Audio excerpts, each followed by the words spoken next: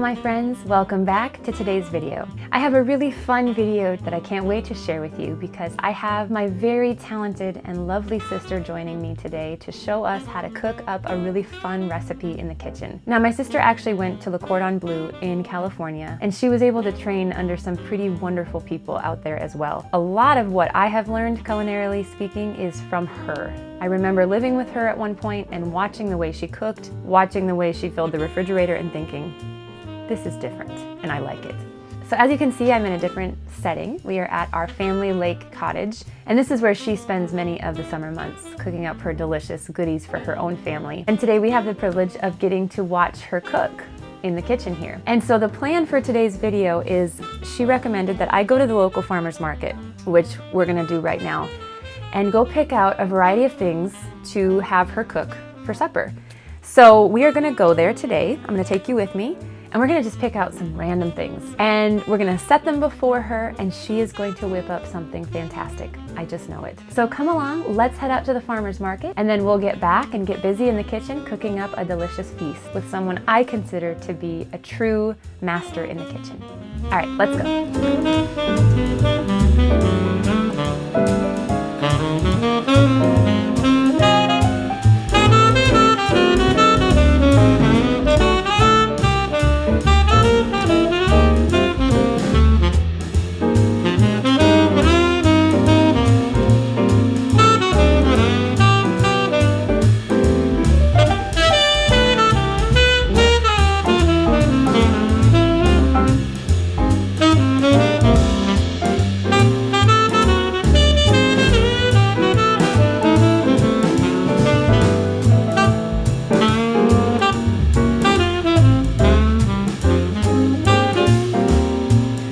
Okay, so we've got some locally raised beef. We bought 2 sirloin steaks and 4 T-bones. So that's the meat we have for tonight to work with. We got some dill. Those are some flowers from the farmer's market, and then some herbs from our porch, and then these are the veggies we found. So we went late and they didn't have that many. So as I mentioned, the idea was she told me to go to the farmer's market and pick out some things to surprise her, and then I'd come home and she would cook us a delicious meal. So that's what we're gonna do. So great. Chef Whitney. Oh, great. Tell us what we're gonna do.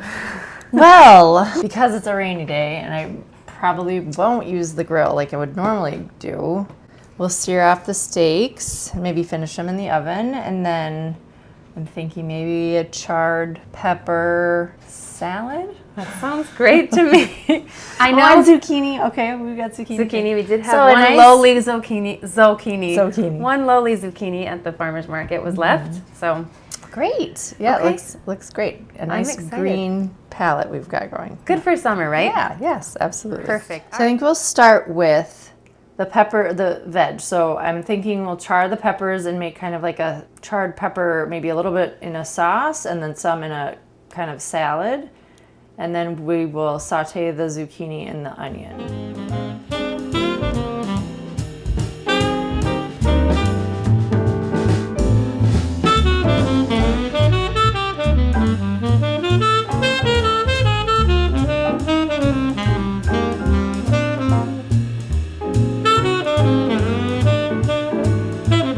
Okay, so we're not using the grill tonight, right? Because it's correct. So cold and rainy. Yep. Good old Midwest in August. So you've decided to go ahead and char the peppers on the burner. Can you tell us a little bit about that? Yeah, we can just like the grill, you can just throw them on, and if you want to get kind of the char off, you can wrap them in plastic wrap and let them steam for a little bit, and then rinse them under water, and then you've got roasted peppers. I kind of like a little bit of the char, so I just let them kind of have some residual cooking when they're hot, and I just let them sit, and then I rub off some of the black. Okay. Will you use any fat in here? Yeah, I will use, today I'll use some avocado oil. Let's talk for a minute while you're doing this. We both grew up in the same house basically we spent our entire lives in the same house with the same parents. What were some of your favorite recipes growing up as a kid? Oh, I'm curious if they're the same. That's easy. Beef bourguignon. Oh yeah, was my ultimate favorite. Apple pie was my favorite dessert. But also, you know, like ribs and burgers in the summertime. Interesting. How about you? You know, I know it's crazy, but Mom's Tacos were my favorite. I loved Mom's tacos, Mom's salsa.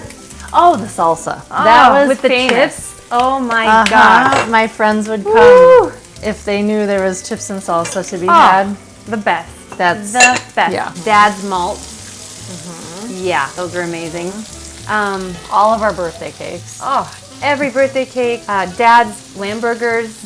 I have fond memories of. I mean, we came from parents who really liked good food. You went morel hunting with Dad, did you not, in our woods growing up? You know, I was younger, so I just thought we were tromping through the woods.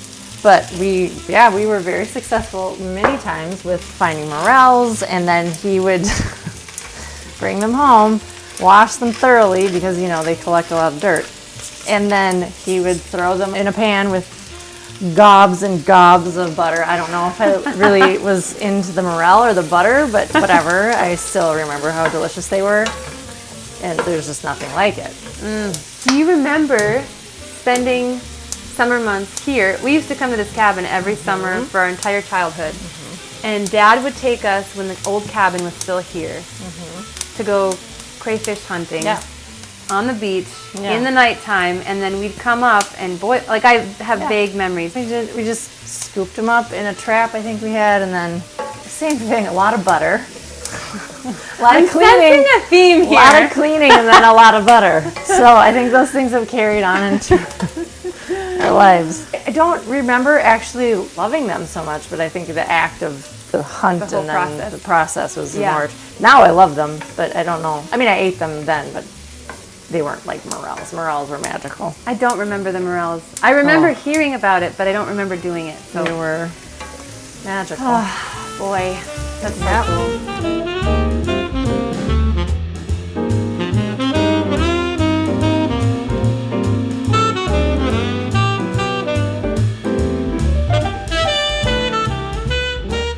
What are you doing over here? Just getting some herbs ready to, I'm gonna make a little green sauce, and then I just wanted to throw a few into the vegetables that we're cooking. And then I've got some garlic smashed, I'm gonna add that to the pan. I'll also add some to the green sauce. Lots of garlic always. So one thing I noticed about your cooking, which I totally try to mimic and support, is you basically rely heavily upon herbs, right?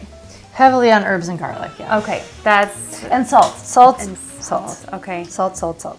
Yeah. So that's why your food tastes so That's good. why I do believe that garlic, salt, and herbs are the key. But, you know, obviously there's other things too. Right. It's the way you cut it and present it and all that Yeah. stuff. So you're going to put all these in the veg bake? I'm going to put some oregano and some garlic, just chopped a little bit. Okay. I think I'm going to reserve the basil and the more tender herbs for the green sauce. Okay. Oh, I can't wait to see you make that. It's going to be good. Do you remember when Mom used to take us to that herb garden out here at the lake? Oh my gosh, yep, I can still smell it. What were some things that you got when you went there? Well, I remember a mug, but I don't think that was mine. And some soap, maybe? I don't know. I just remember being completely fascinated by the hill of herbs and just the fact that this one woman managed this enormous property. Right. And made such aromatic, beautiful things grow. I mean, it was fascinating. amazing. I've still never seen anything like it. No. Her name was Mavis, right? Mavis. Yep. Okay, and she was like in her 70s or 80s? I was young, I would so I can't guess remember. about 70s. 70s, okay. Yeah. She was like Tasha Tudor. Yeah. She legitimately gardened into old age and had this massive piece of land where she grew every herb imaginable. And we would go, Mom would take us, and we would buy teas. I remember always getting peppermint tea. Oh, yeah, yep. And then we'd come home and like we'd all smell smelled. like herbs. Yes. Whatever came from her area smelled like herbs. So I feel like those early, you know, our parents did a really good job of introducing us to this love affair with things that taste good, smell good, look, you know, beautiful. They did that from a young age for us, I think. Okay, so what are we doing now? Okay, so now I'm gonna make some green sauce. I like to add always garlic and acid. Today I'll use lemon juice, some olive oil, salt, pepper, and then whatever herbs I have on hand.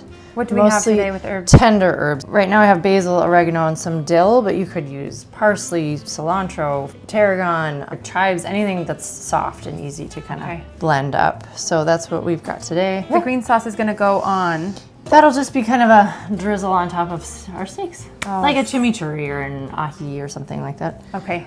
So this one, I'm going to add a little bit of the charred jalapeno, just for a little heat and a little extra something. That'll be so And then good. I'll just add those to our sauteed vegetables just for a little extra smoky Zing. zing. Yeah. Great.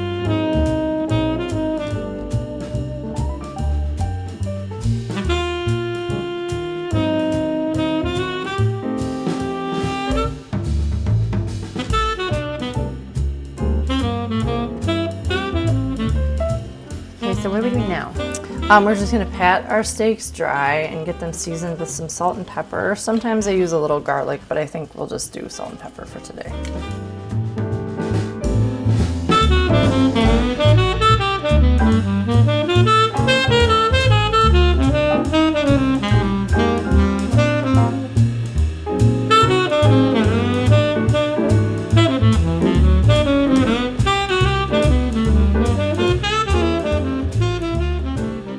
Okay, so I'm curious, right now in your life, what is your favorite cookbook? Ooh, if I had to pick one? Oh, I thought you were gonna ask me which one. Okay, your top 5. Okay, top 5. It's not really fair to say one. We've already talked about Suzanne, so I love Suzanne's cookbooks. She's got a couple. So they're always on my shelf. Always Mastering the Art of French Cooking is on my shelf. Classic. I really love Dinner, a Love Story. You actually turned me on to it. Yes. That was actually very helpful for me when I had young kids because there's a lot of easy things, but they taste complex and delicious. So really a good one to have on hand. The Barefoot Contessa. I love all of her cookbooks. There's Ina Garten. All of them are amazing. Can't not love her. No. So any of hers are great. I have one, I think her most recent one on my shelf right now. So what's your last one? My last one would be The Art of Simple Food by Alice Waters. Oh yeah. Gotta have an Alice Waters So cookbook good in there. Yeah. She's the best.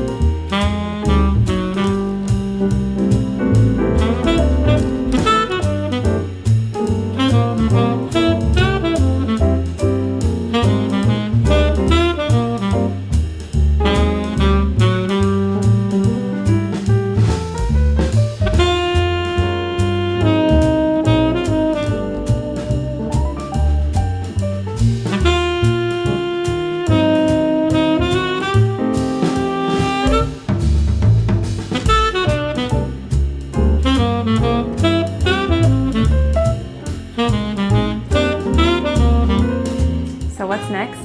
We'll just do a little of the green sauce for a little extra flavor. I like to finish everything off with a little bit of cheese, of course. So this is queso fresco. I'm just gonna do a little crumble. A little extra salt, a little extra flavor, texture.